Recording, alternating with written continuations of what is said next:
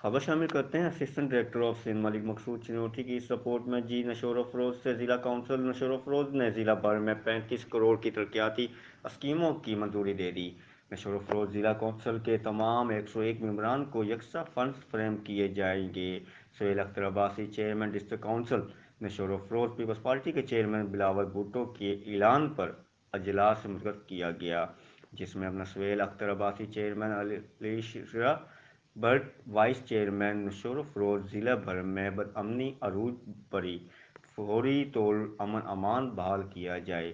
ممبران کے اجلاس میں شکایت نشور و فروز اجلاس میں فلسطینی کی عوام سے آزاد یکجہتی اور اسرائیل کے دہشت گردی کے خلاف قرارداد منظور کی گئی۔